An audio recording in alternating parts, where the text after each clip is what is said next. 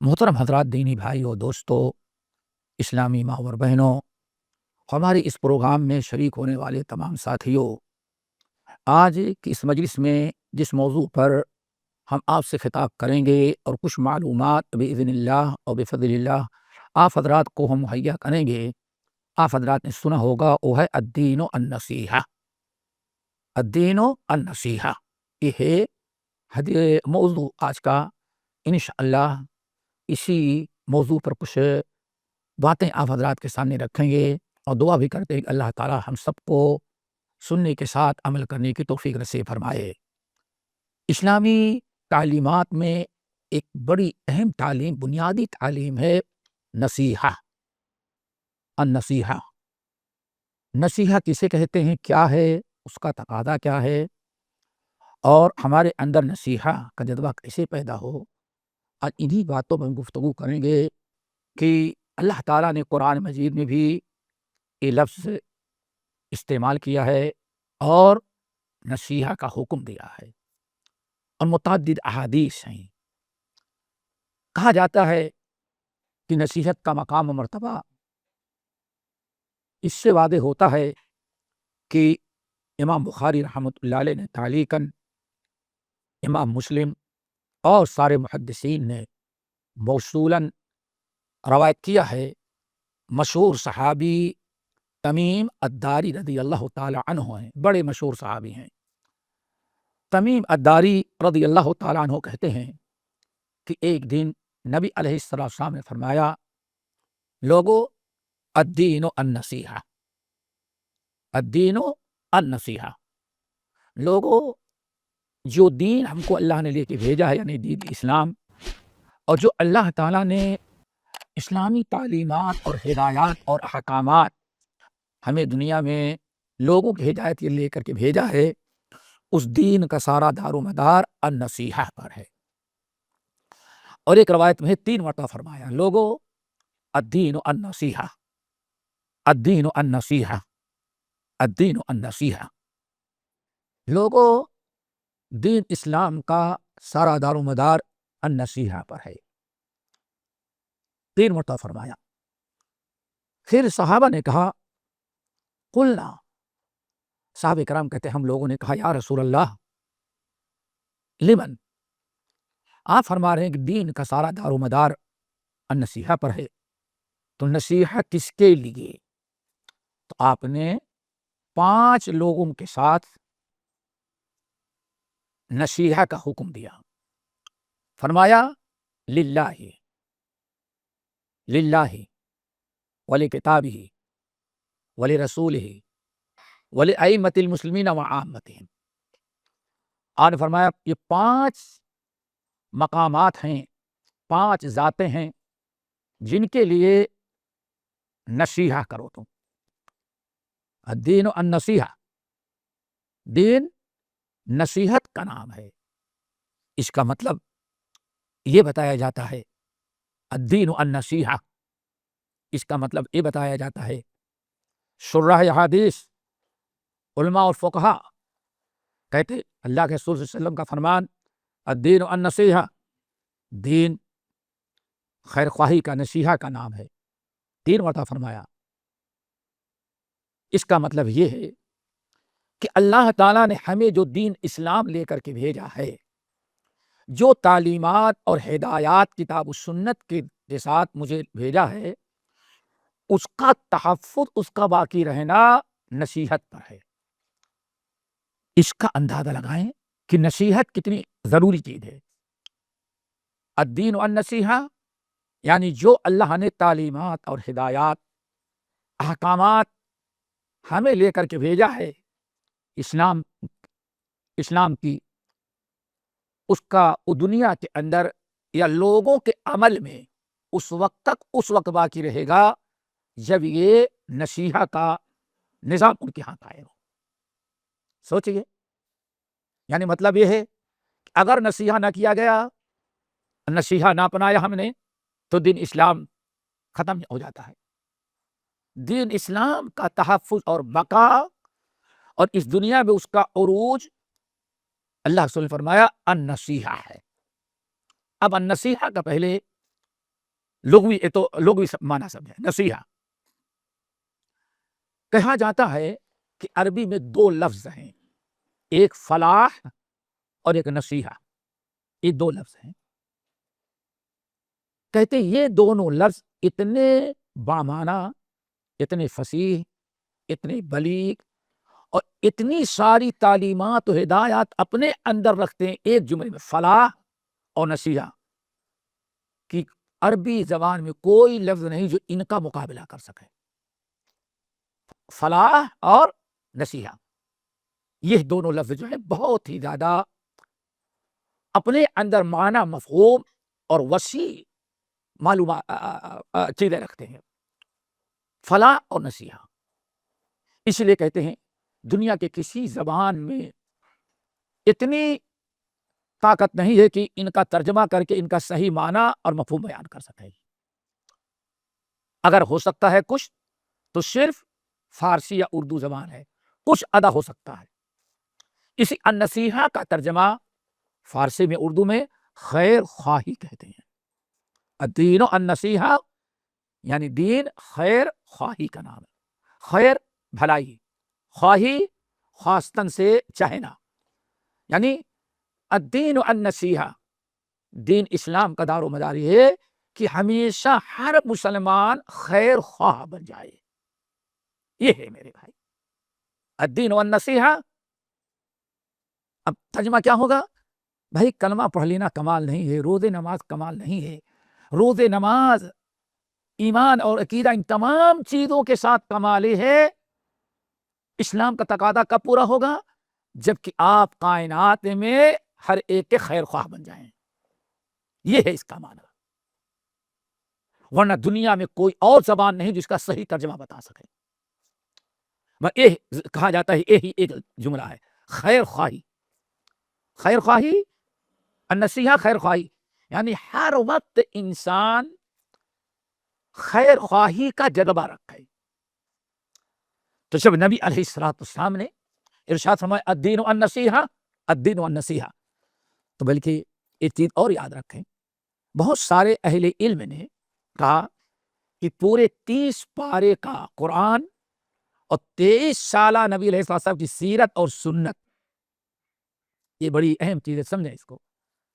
پورے 30 پارے کا قرآن اور 23 سالہ زندگی کے نبی علیہ السلام اقوال، افعال، سیرت اور سنت، 4 احادیث ایسی ہیں کہ ساری چیزیں ان کے اندر آ جاتی ہیں. 4 احادیث، پورا اسلام کا دار و مدار کہتے ہیں ان 4 احادیث پر ہے. ان 4 احادیث میں سے ایک حدیث یہ ہے الدین النصیحہ، دین خیر خواہی کا نام ہے. الدین النصیحہ، دین خیر خواہی کا نام ہے. عربی زبان میں کہا جاتا ہے کہ نبی علیہ السلام ایسا لفظ استعمال کیا کہ اس کا معنی مفہوم سمجھنے کے لیے کہتے ہیں 2 چیزیں. نمبر 1 خیاط. خیاط آپ حضرات جانتے، ٹیلر آج بہت دنیا ترقی کر کے کہتے ہیں کہ ٹیلر کی ضرورت نہیں، یہ سب ریڈی میڈ مل رہا ہے. لیکن ذرا سوچیے ریڈی میڈ بھی کس سے تیار ہوا ہے؟ اور بھی ٹیلر ہی نے تیار کیا ہے، درزی. ایک انسان بازار سے کپڑا خریدتا ہے، ٹیلر سے پوچھا کہ ہمیں ایک جوڑا سلانا ہے، کتنا؟ اس نے کہا 5 میٹر چاہیے. کتنا بھی قیمتی کپڑا آپ خریدیں، لیکن بیچنے والے نے اب 5 میٹر آپ کو دے دیا، لیکن آپ کے استعمال کے لائق نہیں بن پایا. کتنا بھی مہنگا خریدیں، اب آپ کے استعمال کے لائق، سمجھیں کتنی پیاری مثال. آپ کے استعمال کے لائق یہ اس وقت بنے گا جب درزی اور ٹیلر کے پاس لے کر کے جائیں، اور ٹیلر آپ کا سائز لے گا، انچ ٹیپ سے کپڑا ناپتا ہے، پھر آپ کے جسم کے سائز سے وہ کینچی سے کاٹتا ہے. ذرا ایک مثالیں یاد رکھیے گا، بڑی اہم چیز اہل علم نقل کیا کہ النصیحہ کیا ہے. کہتے ہیں کہ یہ ہے نصحت الثوب سے ہے. النصیحہ، الدین والنصیحہ الدین والنصیحہ کہتے نصحت الثوب سے ہے، یعنی انسان بازار سے کپڑا خریدتا ہے، ٹیلر کے پاس لے جاتا ہے، ٹیلر پہلے اس کے جسم کا سائز لیتا ہے، سائز سے لے لینے کے بعد کینچی سے کپڑا جو ہے کاٹ دیتا ہے ٹیلر، کتنے ٹکڑے بنا دیا، ابھی بھی وہ کپڑا آپ کے استعمال کے لائق نہیں ہوا، استعمال کے لائق نہیں ہوا، بلکہ پہلے تو ایک پیس تھی، اس نے 2500 پیس بنا دیا۔ اب کام کے لائق کب بنے گا؟ جب ٹیلر دوبارہ سل کر کے تیار کر دے، اب وہ کپڑا آپ کے لائق بن گیا۔ اس کو کہا جاتا ہے نصحت الثوب، ٹیلر نے کپڑے کی نصیحت کر دیا، کیا مطلب؟ استعمال کے لائق بنا دیا۔ نبی علیہ السلام جو جوامع الکلم اللہ نے دیا تھا، ایک جملہ استعمال کیا، نہ کینچی کا، نہ سوئی کا، نہ مشین کا، نہ کچھ نہیں۔ الدین النصیحہ، جیسے ٹیلر نے آپ کے کپڑے کو کاٹ چھانٹ کر کے سل کر کے آپ کے پہننے کے لائق بنا دیا، ایسے ہی کسی آدمی کے اندر آپ دیکھیں کفر ہے، شرک ہے، بدعات ہے، بے نمازی ہے، برائیوں میں ڈوبا ہوا ہے، آپ اس کو نصیحت کر کے، اس کو سمجھا کر کے، اس کو بتا کر کے، اس کو تعلیم دے کر کے اللہ والا بنا دے، جنت کے لائق بنا دے، اس کو کہا جاتا ہے نصیحت۔ یہ ہے دوستو الدین النصیحہ۔ نمبر 2، اہل علم کہتے ہیں یہ النصیحہ، الدین والنصیحہ، الدین والنصیحہ، دین خیر خواہی کا نام ہے۔ کہتے ہیں یہ نصحت الثوب نہیں، یہ نصحت الاصل سے ہے، اصل ہے، نصحت الاصل۔ عرب کے لوگ، اگر کوئی انسان شہد کی کھیتی کرتا، فصل کرتا ہے، پہلے تو فصل نہیں ہوتی، جنگلوں میں ہوتی تھی، لیکن شہد کا جو چھتا ہوتا ہے، انسان کو شہد کا چھتا مل گیا، نکال لیا، تو بھی شہد کام کے لائق نہیں ہے، کام کے لائق نہیں ہے۔ اب شہد کا مالک شہد کا چھتا لیتا ہے، لینے کے بعد چھتے کا کچرا بہت ساری گلا دیتے اس میں، جب شہد کا چھتا لے کر کے اس کو نچوڑ کر کے چھلنی سے یا کپڑے میں دبا دبا کر کے اصل شہد نیچے آ جاتا ہے، اور باقی ساری فضول چیزیں اس میں باقی رہتی ہیں اس کپڑے کے چھلنی کے اندر۔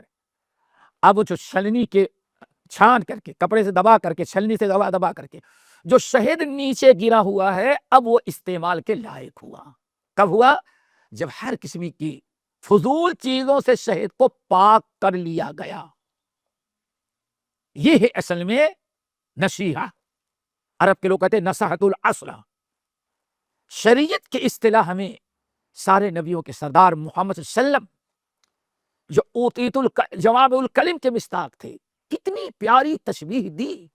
اس تشبیہ کو سن لینے کے بعد ہر آدمی سمجھے کہ ہاں نصیحت، دین کا سارا دار و مدار نصیحت پر۔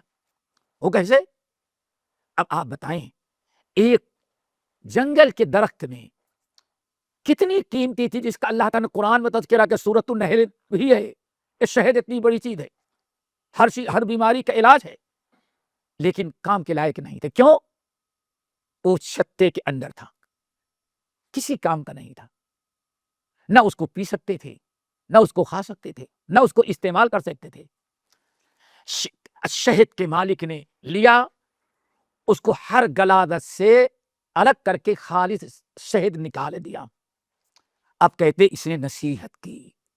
یہ دوسری مثال، ایک انسان حرام کاری میں، منکرات میں، شرک اور بدعات میں، جھوٹ اور فریب میں، دنیا کی ساری برائیوں میں مبتلا ہو، کسی کام کا نہیں ہے، نہ جنت کے لائق ہے، نہ حشر نشر میں کامیابی کے لائق ہے، کسی کام کا نہیں آدمی۔ اگر آپ اس کو بیٹھا کر کے، سمجھا کر کے، دعوت دے کر کے، تبلیغ کر کے، پڑھا کر کے، تربیت کر کے، اگر آپ نے اس کو ایک اچھا انسان جنت کے لائق بنا دیا، اس کو کہا جاتا ہے نصیحت۔ ماں باپ کا فرما بردار بچہ آپ نے بنا دیا تو کہا جاتا ہے نصیحت۔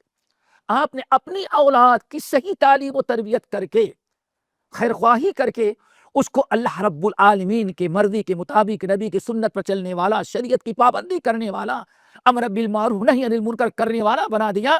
کہا جاتا یہ ہے کہ آپ نے اپنے بچے کی نصیحت کی، یعنی بچے کو کام کے لائق، اللہ تعالیٰ کے مرضی کے مطابق جنت کے لیے لائق اور امت کو فائدہ پہنچانے کے لائق بنا دیا۔ یہ ہے میرے بھائیوں نصیحہ، الدین النصیحہ، یا تو نصیحت السوء یا نصیحت الاصل۔ بہرحال آپ نے معنی سمجھ لیا، اور یہیں سے پتہ چل گیا نبی کی کتنی فصیح بلیغ یا اختصارہ دے سمجھے۔ آپ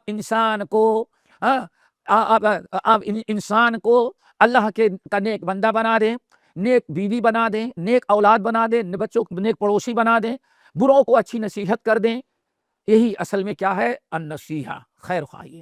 اور اردو میں بھی بولتے ہیں کہ بھائی نصیحت کر دیجئے، اور ایک وعد و نصیحت کر دیجئے۔ وعد و نصیحت کا مطلب یہی ہے دوستو۔ آگے ہم بڑھتے ہیں۔ جب نبی علیہ الصلوۃ والسلام نے 3 مرتبہ فرمایا الدین النصیحہ، الدین النصیحہ، الدین النصیحہ، تو صحابہ کرام عربی تھے، سمجھتے تھے نصیحت کا مطلب، فوراً قلنا، صحابہ کرام نے فرمایا لمن ہی یا رسول اللہ، یا رسول اللہ، اللہ رسول کس کو نصیحت کریں، کس کے خیر خواہی کریں؟ تو آپ نے 5 کا تذکرہ کیا، اور پوری قوم اور پورا دین اسلام اس کے اندر آ جاتا ہے۔ 5 کی نصیحت کرو، کیا مطلب؟ 5 کے خیر خواہ بن جاؤ، خیر خواہ بن جاؤ۔ نمبر 1 للہ، نمبر 1 اللہ کے خیر خواہ بن جاؤ۔ نمبر 2 اللہ کی کتاب قرآن مجید کے خیر خواہ بن جاؤ، اور قرآن کی تفسیر سنت رسول کے خیر خواہ بن جاؤ۔ نمبر 3 اللہ کے رسول کے خیر خواہ بن جاؤ۔ دوسرے لفظوں میں کیا کہیں؟ اللہ کے لیے ناصح بنو، اللہ کی کتاب کے لیے نصیحت کرنے والے بنو، اللہ کے رسول کے لیے ناصح بنو، وَلِأَئِمَّةِ الْمُسْلِمِينَ، اور مسلمان حکام کے لیے، امیر المومنین عمرہ جو ہیں حکام المسلمین، ان کے لیے خیر خواہ۔ اللہ اکبر، ذرا سوچو، بغاوت کتنی بدترین چیز ہے۔ اللہ کی خیر خواہی، اللہ کی کتاب، اللہ کے رسول کے ساتھ۔ چوتھے نمبر پر اللہ نے فرمایا وَلِأَئِمَّةِ الْمُسْلِمِينَ، ائمۃ المسلمین، ائمہ پیشوا۔ ہم لوگ کہتے ہیں مسجد میں امام ہے، کیا مطلب؟ امام سب سے پیشوا، پیش آگے رہتا ہے۔ جب وہ تکبیر کہے گا جب ہی ہم تکبیر کہیں گے، جب رکوع کرے گا جب ہی رکوع کریں گے، یعنی ہم کتنے اس کے وفادار فرما بردار بن جاتے ہیں۔ جب تک اللہ اکبر نہیں کہے گا ہم نہیں کہتے، جب تک رکوع نہیں کرے گا رکوع نہیں کرتے، رکوع میں چلے گئے ہیں جب تک سمع اللہ لمن حمدہ نہیں کہے گا نہیں۔ تو پیشوا، ہماری رہنمائی کرنے والا، حکام، 4 ہو گئے۔ نمبر 5 وَلِعَامَّتِهِمْ، وَلِعَامَّتِهِمْ، اور عام مسلمانوں کے لیے بھی ناصح بن جاؤ۔ یہ 5 ہو گئے۔ سب سے پہلے اللہ کے لیے ناصح بنے، اللہ کے بعد اللہ کی کتاب، اس کے ساتھ اللہ کے رسول، ائمۃ المسلمین، خلیفۃ المسلمین، اور نمبر 4 عام مسلمانوں کے بھی خیر خواہ بنے۔ یہ اگر آپ غور کریں تو سب سے پہلے اللہ کے خیر خواہ۔ اللہ کی خیر خواہی کیا چیز ہے؟ تمام اہل علم، تمام اہل علم، فقہاء، صحابہ، سب کا اس بات پر اتفاق ہے کہ اللہ کے ساتھ بھلائی کا معاملہ کریں، آپ اللہ تعالیٰ کے ساتھ خیر خواہی کریں۔ نمبر 1 توحید پر آپ رہیں، سب سے بڑی خیر خواہی توحید ہے۔ نمبر 2 آپ توحید کی دعوت دیں۔ نمبر 3 شرک کرنے والوں کو سمجھائیں، اللہ کے لائق اس کو بنائے، خیر خواہی ہے۔ ایک انسان شرک کر رہا ہے، کفر کر رہا ہے، اللہ تعالیٰ کا باغی بنا ہوا ہے، جہالت لا علمی کی بنا پر اتنی بڑی اللہ تعالیٰ کی شان میں گستاخی کر رہا ہے کہ اللہ تعالیٰ کے ساتھ کسی کو شریک کرے، پارٹنر بنائے۔ تو اس بندے، اللہ کی رضا کے اس بندے کے خیر خواہ بنے۔ کیوں؟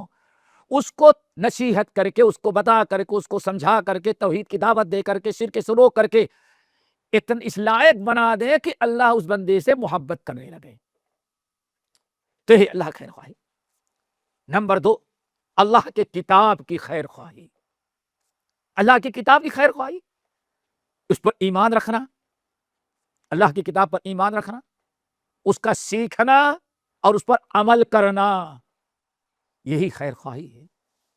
اگر آپ اپنے نفس کے ساتھ خیر خواہی کرنا چاہتے ہیں کہ آپ اپنے نفس کو، اپنے اس خوبصورت جسم کو، اس کی خیر خواہی کریں اور ان کو جہنم کی آگ سے بچانا چاہتے ہیں، تو سب سے پہلے اللہ تعالیٰ کی کتاب کو سیکھنا، ایمان رکھنا، اللہ کی کتاب کو سیکھنا اور اس پر عمل کرنا، اس پر عمل کی دعوت دینا، یہ خیر خواہی اپنے نفس کے ساتھ۔ اللہ کی کتاب کی خیر خواہی کریں گے تو اس کے اندر آپ کی اپنی ذات کے ساتھ بھی خیر خواہی ہوگی۔ الدین النصیحہ، وہ کیسا انسان ہے کہ شرک کر کے، کفر کر کے، اللہ تعالیٰ کی کتاب سے کنارہ کشی اختیار کر کے، نافرمانی کر کے اپنے جسم کو جہنم کا ایندھن بنائے، کون سی خیر خواہی آپ نے کیا؟ سوچو ذرا، سوچو۔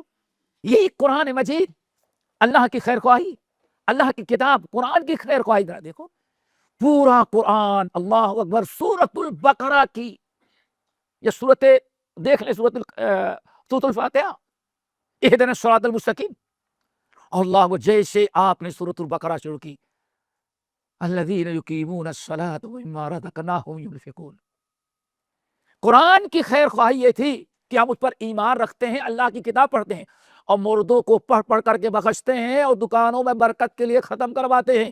تو اس سے پہلے قرآن کی خیر خواہی تھی کہ آپ وَيُقِيمُونَ الصَّلَاةَ، آپ نماز کی پابندی کرتے، یہ قرآن کی خیر خواہی تھی۔ آپ قرآن کی خیر خواہی نہ کیے، اپنے جسم کی خیر خواہی نہ کیے، یہی نماز ترک کرنا آپ کو جہنم میں لے کے جا رہا ہے۔ اپنی اولاد کو آپ نے سمجھایا نہیں، خیر خواہی نہیں کی، نہ اللہ کی خیر خواہ بن سکی اولاد، نہ اللہ کے رسول کے، نہ اللہ کی کتاب کی۔ تو دوستو، یہ بڑی اہم خیر خواہی کا موضوع، الدین والنصیحہ، بڑی اہم حدیث ہے۔ آپ نہ دیکھیں، اللہ سے بولتے ہیں اللہ کی کتاب کی خیر خواہی، کتاب پڑھیں، کتاب پر ایمان رکھیں، کتاب کو سیکھیں، اللہ کی کتاب ہے اور کائنات میں سب سے سچی، سب سے بڑی، سب سے برکت والی کتاب، اس کو سمجھیں، اس پر ایمان رکھیں اور یہ سوچیں کہ ہاں، اسی پر ہماری نجات کا دار و مدار ہے، ہماری اولاد کی نجات کا، بیوی بچوں کی نجات کا، ماں باپ کی نجات کا۔ آج قرآن کی خیر خواہی نہیں ہو رہی ہے۔ ہاں، قرآن سے محبت ہے، کہیں دنیا میں کسی نے قرآن جلایا تو جوش میں آ کر کے اس کو تو کچھ نہیں کر پاتے، اپنے قوم کے، اپنے ملک کی ہزاروں گاڑیاں، دکانیں جلا دیں گے ہم، کہتے ہیں یہ تو خیر خواہی نہیں ہوئی۔ خیر خواہی تو وہ تھی کہ آپ اس پر سیکھتے، عمل کرتے، اس کی دعوت دیتے۔ تو دوستو ذرا سمجھ گئے، ولی کتاب ہے۔ نمبر 3، اللہ سے فرمایا ولی رسول ہی، اور اللہ کے رسول صلی اللہ علیہ وسلم کی خیر خواہی کریں، ایمان لائیں، سنت پر عمل کریں، سنت کو سیکھیں، سنت کو سکھائیں، اپنے اولاد کو نبی کا سچا امتی آپ بنائیں، یہ ہے خیر خواہی۔ آپ سمجھتے ہیں، کبھی آپ نے خود سنا کہ نبی کی خیر خواہی دوستو ایمان رکھنا ہے، آپ کی نصرت اور مدد کرنی ہے، آپ کے خلاف آواز اٹھائے تو ہمیں دفاع کرنا ہے، آپ کی سنت کو سیکھنا ہے، آپ کی شریعت کے لیے، آپ کی لائی ہوئی شریعت کی سربلندی اور غلبے کے لیے ہمیں ساری کوشش کرنا، یہ خیر خواہی ہے۔ اللہ کے رسول کے خیر خواہ بن رہے ہیں، جس چیز کے لیے نبی نے 23 سالہ قربانی دی تھی، ہم اس مشن کے خیر خواہ بن جائیں اور اس مشن کو باقی رکھنے، آگے بڑھانے کی فکر کریں۔ اب آپ بتائیے ذرا سا، ایک انسان انگوٹھا تو چوم لے رہا ہے محبت میں، کہتا محبت کا تقاضا ہے، آج بدعت کے دن عید میلاد منا کر کے محبت کر لے رہا ہے، اظہار ہے، لیکن کیا خیر خواہی پوری ہوئی؟ سب سے بڑی خیر خواہی اللہ کے رسول کی اطاعت تھی، اپنے عمل کے ذریعے۔ صحیح بخاری کی روایت، آپ نے فرمایا کل امتی یدخلون الجنۃ الا من ابی، ہمارے سارے امتی جنت میں جائیں گے لیکن جس نے انکار کر دیا وہ نہیں جائے گا۔ صحابہ کرام نے پوچھا یا رسول اللہ کون انکار کرے گا؟ آپ نے فرمایا زبان سے میری رسالت کا انکار نہیں کرے گا، اپنے عمل کے ذریعے ہمارا انکار کرے گا. من اطاعنی فقد دخل الجنہ، جو میری اطاعت کیا، میری بات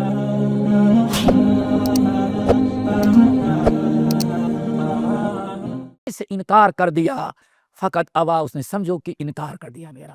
تو دوستو، اللہ کے رسول کی خیر خواہی. نمبر 4، ولی ائمت المسلمین، ائمت المسلمین، ہمارا جو حاکم ہو، مسلمان حاکم ہے، ہمارا رہنما ہے، ہمیں اس کی خیر خواہی کرنا چاہیے، اس کے حق میں دعا کرنی چاہیے، اس کا ساتھ دینا چاہیے. اگر اس کے اندر کچھ منکرات ہیں تو صبر کرنا چاہیے. ہم نصیحت کرتے تو نصیحت کریں، اور نہیں نصیحت کر سکتے تو اللہ تعالیٰ سے دعا کرے، اللہ اس میرے بڑے کو، میرے حاکم کو اصلاح فرما دے. کلمہ گو ہے، مسلمان ہے، آپ کا ذمہ دار ہے، پورے ملک کے باشندوں کی نگرانی کر رہا ہے. کوئی دشمن حملہ کرے تو وہ کام آ رہا ہے، کوئی وبا آ جائے تو وہ کام کر رہا ہے، کوئی پریشانی آ جائے تو وہ سارے انتظامات کر رہا ہے.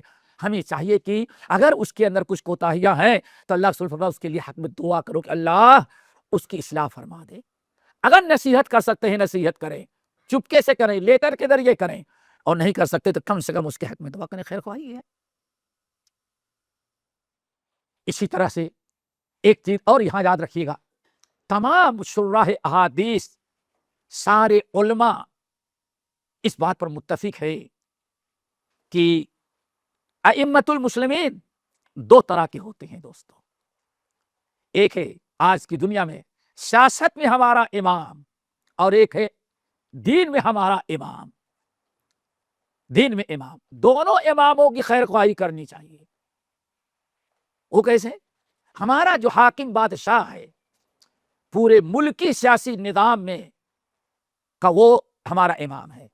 لیکن ہو سکتا ہے عالم نہ ہو، دینی امور اگر وہ عالم بھی ہو تو اکیلا ایک ملک کے عوام کی رہنمائی نہیں کر سکتا. قانون تو پاس کر سکتا ہے، فوج سے کام لے سکتا ہے، لیکن آپ کی تعلیم و تربیت نہیں کر سکتا. علماء کی ضرورت ہوتی ہے، علماء کی. اس لیے تمام اہل علم کہتے ہیں علماء کی بھی ائمت المسلمین، ائمت المسلمین کی خیر خواہی. تو دونوں طرح کے امام، امام سیاست اور امام تعلیم و تربیہ، دونوں قسم کے اماموں کی برابر ہمیں خیر خواہی کرنی چاہیے. یہیں سے کہتے علماء کا مقام و مرتبہ، ان کے ہمیشہ کے لیے خیر خواہ بنے، کبھی ان کے بدخواہ نہ بنے.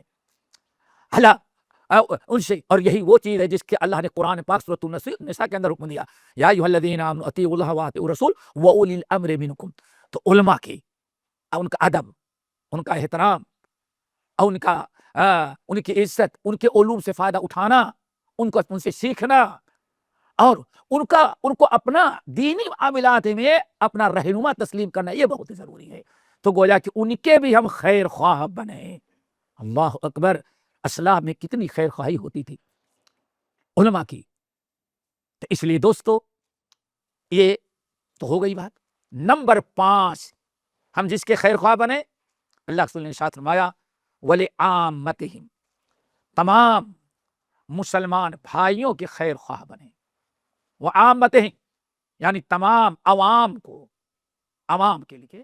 عامت المسلمین، جو بھی کلمہ گو ہو، ہمیں اس کا خیر خواہ بننا ضروری ہے. اپنے مسلمان بھائی کی اس کی خیر خواہی کیا ہے؟ سب سے بڑی خیر خواہی، اگر وہ لا علم ہے، وہ جاہل ہے، تو اس کو تعلیم کی ضرورت ہے. آپ اس کو تعلیم دیں. نہیں آپ کے پاس تعلیم، اس کو کسی عالم کے پاس لے جائیں، تعلیم دلوائے. ہر اعتبار سے اس کی بھی خیر خواہی ہونی چاہیے. یہ ہے 5 کی خیر خواہی، اللہ کی، رسول، کتاب اللہ کی، رسول اللہ کی، ائمت المسلمین کی، وعامتہم، اور اپنے تمام عام مسلمانوں کی خیر خواہی کرنا. بلکہ ہر ایک کی، عامت الناس، چاہے مسلمان ہو یا غیر مسلمان، ہر ایک کی خیر خواہی کریں، لیکن مسلمانوں کی خیر خواہی مقدم رکھی جائے گی. یہ حدیث تو آپ نے سن لیا، اس کی تھوڑا سا ترجمہ کیا میں نے. ایک حدیث اور بڑی اہم ہے، وہ بھی ذرا سنیں، وہ بھی صحیح مسلم وغیرہ کی ہے. مشہور صحابی جریر بن عبداللہ رضی اللہ تعالی عنہما ہیں. مشہور صحابی ہیں، نبی صلی اللہ علیہ وسلم کے بڑے محبوب صحابی. جریر ابن عبداللہ رضی اللہ تعالی عنہما البجلی، جریر بن عبداللہ البجلی، جن کو یوسف ہذی الامہ کہا جاتا تھا، بڑے خوبصورت تھے، اس لیے نبی علیہ السلام ان کو اس امت کا یوسف کہا کرتے تھے خوبصورتی میں۔ کہتے ہیں ایک دن نبی علیہ السلام نے بیعت لیا۔ اس حدیث کو بھی غور سے سنیں، بڑی اہم ہے حدیث۔ کہتے ہیں کہ بایعت النبی صلی اللہ علیہ وسلم علی اقامت الصلاۃ و ایتاء الزکاۃ کہتے ہیں نبی علیہ السلام کی خدمت میں میں نے آیا اور میں نے کہا یا رسول اللہ آپ مجھ سے بیعت کیے۔ نبی علیہ السلام نے بیعت لیا کس پر؟ توحید پر، اقامت صلاۃ اور ایتاء زکوٰۃ پر۔ کہتے ہیں کہ نبی علیہ السلام نے ہم سے بیعت لیا، کس بات پر وعدہ کرو کہ ہمیشہ تم شرک بدعت سے بچو گے اور ہمیشہ اللہ 5 وقت کی نماز کی پابندی کرو گے اور زکوٰۃ دو گے، اور اگر عید کی پابندی کی تو جنت میں داخل ہو جائے گا۔ اللہ اکبر۔ کہتے ہیں ہاتھ ملایا، بیعت کر لیا، آپ سے کچھ دیر بیٹھا رہا، پھر جانے لگا، کچھ ہی دور گیا تھا تو نبی علیہ السلام نے مجھ کو بلایا اور فرمایا یہاں آؤ۔ کہتے جب نبی علیہ السلام کے پاس میں پلٹ کر کے آیا تو آپ نے فرمایا تم نے مجھ سے بیعت کیا؟ ہاں۔ اللہ رسول فرمایا کس پر کیا؟ اللہ رسول آپ نے بیعت کیا کہ توحید پر، اقامت الصلاۃ 5 وقت کی نماز کی پابندی، اور اللہ نے مال دیا تو زکوٰۃ ادا کرنا۔ دوستو ذرا غور کرنا اس حدیث پر۔ صحابی ہیں، کلمہ پڑھا، کلمہ گو ہیں، صحابی ہیں، اعلیٰ درجے کے عقیدے والے، اور اقامت الصلاۃ اور ایتاء زکوٰۃ پر بیعت لی، اور اللہ رسول نے فرمایا اگر اس کی پابندی کی تو جنت میں پہنچ جائے گا۔ بہت خوش ہوئی۔ جریر بن عبداللہ رضی اللہ تعالیٰ عنہ کہتے پھر میں واپس جانے لگا۔ بھی یہ یاد رکھنے کی چیز ہے، اس سے اندازہ لگائیں ہم عرش والے سے لے کر کے اپنے گھر میں بیوی بچے، پاس پڑوس میں بسنے والوں کے لیے اگر ہم خیر خواہ نہ بنے اور خیر خواہی کا جذبہ نہ ہمارے اندر پیدا ہوا، ان کی اصلاح اور ان کے تزکیے کہ ہم نے فکر نہ کی، تو میرے بھائی نجات کے لیے صرف یہ تیتے روزے نماز کافی نہیں ہے۔ کہتے ہیں توحید، اقامت صلاح، ایتاء زکوٰۃ اور بیعت کیا جا رہا تھا، کچھ ہی دور گیا تھا تو آپ نے پھر دوبارہ بلایا۔ سوچا کہ اللہ رسول نے دوبارہ بلایا ہے، اب دل میں طرح طرح کی بات آتی، کہیں بیعت توڑ تو نہیں دیں گے، اللہ رسول نے ان سے بیعت کیا کہیں توڑ نہ دے۔ کہتے ہیں کہ بس سوچتا جا رہا تھا، پتہ نہیں اللہ رسول نے کیوں بلایا۔ جب آپ کے پاس آیا تو آپ نے فرمایا کہ کس پر بیعت کیا تو نے؟ یا رسول اللہ آپ نے ہم سے بیعت لیا توحید پر، ایمان پر، شرک سے بچنے پر، اور 5 وقت کی نماز کی پابندی اور زکوٰۃ دینے کا بیعت کیا کہ اگر یہ تم کرو گے تو جنت پہ پہنچ جاؤ گے۔ اللہ سے فرمایا ہاں لیکن سن لینا، ہم بیعت کو کینسل کریں گے جب تک ایک چیز پر اور تو بیعت نہیں کرے گا۔ دوستو ذرا سوچو اس حدیث کو اور اپنے اعمال کا ہم سب لوگ محاسبہ کریں۔ ہم اپنی بیوی کے لیے کتنے خیر خواہ، اپنے بچوں کے لیے کتنے خیر خواہ، اپنے والدین کے کتنے خیر خواہ، رشتہ داروں کے کتنے خیر خواہ ہیں، ہم اپنے پڑوسیوں کے کتنے خیر خواہ ہیں۔ اللہ اکبر۔ اللہ نے فرمایا ایک شرط ہے، وہ شرط پوری کرو گے تب یہ عبادتیں تمہیں جنت میں پہنچائیں گی۔ اللہ رسول کیا چیز ہے؟ اور میں اس بات پر بیعت کرو النصح لکل مسلمین، کہ ہمیشہ ہر مسلمان کے تم خیر خواہ ہوگے۔ کیا مطلب؟ ہر مسلمان کی تم نصیحت کرو گے۔ اللہ اکبر۔ دوستو یہ صحیح مسلم وغیرہ کی حدیث پوری کتب حدیث کے اندر ہے۔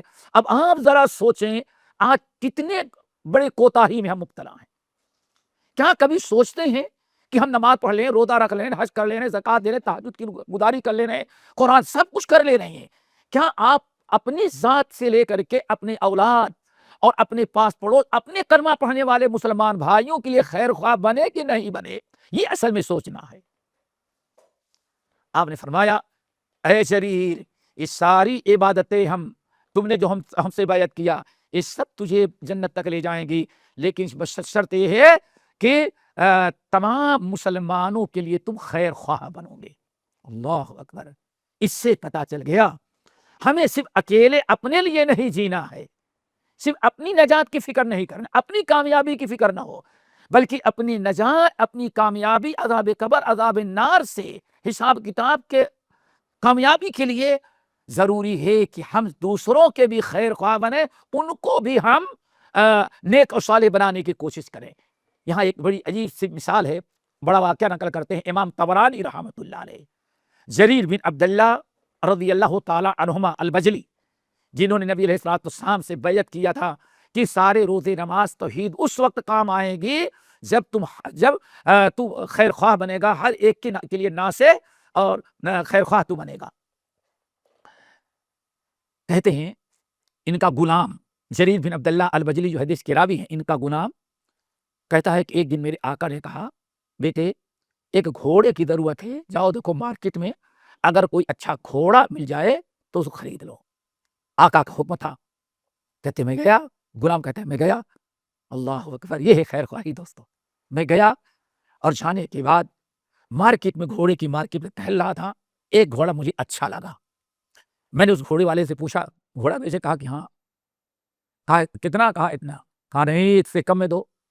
کہتے ہیں گھٹا کر کے 300 درہم پر گھوڑا لے کر آیا۔ اللہ اکبر! 300 درہم پر طے ہوا۔ میں نے اس سے کہا چلو گھوڑا پہنچاؤ، اور گھوڑا لے کے چلو گے تو ہمارے آقا جریر بن عبداللہ البجلی ہیں، وہ ہاں قیمت اپنے ہاتھوں سے دیں گے، اور جانور خریدنے کا تقریباً یہ دستور ہوتا ہے۔ غلام کہتا ہے ہم نے کہا، اور وہ گھوڑے کا مالک گھوڑے کو پکڑا اور لے کر کے آیا۔ ہمارے آقا اللہ رسول کے صحابی جریر بن عبداللہ رضی اللہ تعالی عنہما انتظار کر رہے تھے، اور دیکھا کہ میں گھوڑا لے کر کے آ رہا ہوں، میرے ساتھ ایک آدمی ہے جو گھوڑے کی نکیل پکڑی ہوئی آ رہا ہے۔ پہنچا تو میں نے اس سے کہا کہ گھوڑا یہاں باندھ دو، یہ ہمارے آقا ہے، چل کے قیمت لے لو۔ میں گیا اور بیچنے والا گھوڑے کا مالک بھی گیا۔ میں نے کہا آقا میں نے 300 میں ایک گھوڑا پٹا لیا ہے، اور 300 درہم اس کو دے دیں۔ یہ تھے صحابہ جن کو خیر خواہی کہ جو اللہ کے رسول سے بیعت کیا ہے کہ ہم ہر مسلمان کے خیر خواہ ہوں گے۔ عملی مثال، نمونہ۔ کہتے ہیں لے کے آیا اور کہا آقا اس کو 300 دے دے، یہ گھوڑا آپ کے لیے میں نے خریدا، 300 میں نے پٹا لیا ہے۔ جریر بن عبداللہ کہتے ہیں نکل اٹھے، گھوڑے کو دیکھا، دائیں بائیں آگے پیچھے دیکھا، تو غلام تو بیچارہ کنارے ہے، اپنا کام کر دیا ہے۔ کام یہ تھا کہ خریدا اور طے کر لیا، اور لا کر کے گھوڑے کے مالک کے ساتھ گھوڑے کو پیش کر دیا، یہ گھوڑا آپ کا ہو گیا ہے، 300 درہم اس کو دے دے۔ لیکن جریر بن عبداللہ نے کہا اتبیعہ ب400 درہم، 400 میں بیچے گا تو؟ وہ سوچتا ہے مذاق کر رہے ہیں بڑے حضرت، 300 تو طے کر، یہ کیسے؟ زندگی میں پہلا کسٹمر آدمی ملا ہے جو دنیا کا ہر انسان گھوڑا قیمت گھٹائے بڑھا رہا ہے۔ اتبیعہ ب400 درہم، 400 کو دے گا؟ کچھ دیر تک سوچتا رہا، کہا کہ ہاں دے دوں گا۔ اور غلام کہتا ہے مجھے بڑا غصہ آ رہا تھا، مجھے کیوں بھیجا تو خود قیمت لینی تھی۔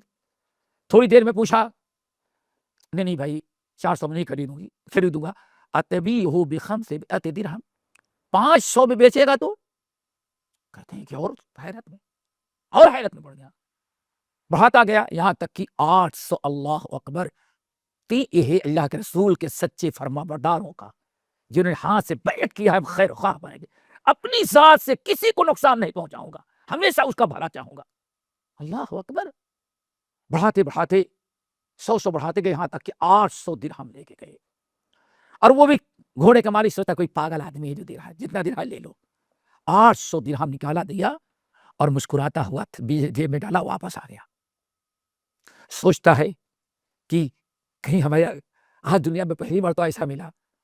ادھر غلام جو تھا اس نے کہا آقا آپ نے مجھے کیوں بھیجا تھا؟ 300 درہم میں نے پٹایا، اور آپ 300 کو 500 اور بڑھا کر کے 800 دے رہے ہیں۔ اللہ اکبر! مسکرائے اور یہ حدیث سنائی جو آپ نے سنا دی۔ جریر بن عبداللہ کی حدیث کیا سنی؟ نبی علیہ بایعت رسول اللہ صلی اللہ علیہ وسلم علی اقامت الصلاۃ و ایتاء الزکاۃ۔ حضرت جریر بن عبداللہ کہتے ہیں اے دنیا کے مسلمانوں سن لو، یہ میرا ہاتھ دیکھ لو، یہ میرا وہ ہاتھ ہے جس نے نبی علیہ السلام سے بیعت کیا تھا. اور بیعت کس پر کیا تھا؟ 3 باتوں پر. علی اقام الصلاۃ و ایتاء الزکاۃ و نصح لکل مسلم. نماز کبھی نہیں چھوڑوں گا، زکوٰۃ ادا کروں گا، اور ہمیشہ اپنے مسلمان بھائی کا خیر خواہ رہوں گا. اپنی ذات سے اس کو فائدہ پہنچانے کی فکر ہوگی، نقصان نہیں پہنچاؤں گا. روزے نماز کے ساتھ اللہ کے رسول نے مسلمانوں کی خیر خواہی پر بیعت لی اور فرمایا اس پر تمہارے روزے نماز کے ساتھ خیر خواہ کرو گے تب تم نجات پاؤ گے. لوگوں، میں نے غلام سے کہتے ہیں میں نے اپنے اس ہاتھ سے بیعت کیا تھا اللہ کے رسول سے، تو یہ بیچارہ اگر میرا گھوڑا ہوتا تو میں 800 درہم سے کم میں نہ بیچتا. وہ مسلمان بھائی ہو سکتا ہے بیچارہ کوئی معاشی تنگی ہو، پریشانی ہو، اس لیے سستے بھی تم کو دے دیا، یا تم بڑے باتونی ہو اس کو باتوں باتوں میں پٹا لیا. ہمیں تمہیں نہیں دیکھنا، یہ دیکھنا کہ اللہ کے رسول سے جو میں نے بیعت کیا تھا کہ ہمیشہ مسلمان کی خیر خواہی کرنا، ہم یہ دیکھتے ہیں کہ اس خیر خواہی کا تقاضا ہے کہ نہیں ہے. تو خیر خواہی یہی ہے کہ جو اپنے لیے پسند کرتے ہوئے اپنے مسلمان بھائی کے لیے پسند کرو. تو میں نے اگر میرا گھوڑا ہوتا تو 500-800 خریدتا بیچتا، تو اگر وہ مسلمان بھائی نہ سمجھ ہے تو میری خیر خواہی کہ ہاں اس کا جو نقصان ہو رہا اس نقصان کو پورا کرے. اللہ اکبر. دنیا میں اس کی کوئی مثال نہیں پیش کر سکتا ہے دوستو. اس لیے الدین النصیحہ، الدین النصیحہ، الدین النصیحہ. اے لوگو، دین خیر خواہی کا نام ہے، خیر خواہی کا نام ہے. ہمیشہ انسان خیر خواہی کرے. بلکہ میرے بھائیو، نبی علیہ السلام نے تو خیر خواہی کے متعلق بہت ساری اور حدیثیں میں نے بیان نہیں کیا، بلکہ بس ایک چیز اتنا ہے ضرور کہ نبی علیہ السلام نے ارشاد فرمایا جو شخص صبح اور شام اس طرح سے کرے، نماز پڑھا، روزہ رکھا، حج کیا، زکوٰۃ دیا، سب کچھ کیا، لیکن صبح شام 24 گھنٹے اگر اس کو اپنے مسلمان بھائیوں کے ساتھ خیر خواہی کا جذبہ نہ ہو تو کسی کام کا مسلمان نہیں. تو دوستو، ہمارے دینی بھائیوں، اسلامی بہنوں، ہم نے یہ چند باتیں خیر خواہی کے متعلق کی ہیں، اور آپ نے سمجھ لیا ہوگا کہ سارا دین ایمان، اس کا تحفظ اور دین اسلام کی بقا اللہ نے خیر خواہی پر رکھا ہے. آپ کے گھر میں خیر دین کب تک رہے گا؟ جب آپ اپنے ذات کے خیر خواہ بنیں، اپنے اہل و عیال کے خیر خواہ بنیں، اپنے بیوی بچوں کے لیے، پوتے پوتیوں کے لیے خیر خواہ بنیں گے، تب اصل میں اسلام آپ کے گھر میں باقی رہے گا.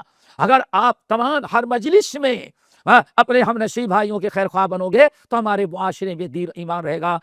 اللہ تعالیٰ سے دعا کرے اللہ تعالیٰ ہم سب کو عمل کی توفیق نصیب فرمائے اور سب کو خیر خواہ بنائے. بہت ساری باتیں تھی، میں نے اختصاراً آپ کے سامنے چند باتیں رکھی ہے، پھر بھی سن لیں.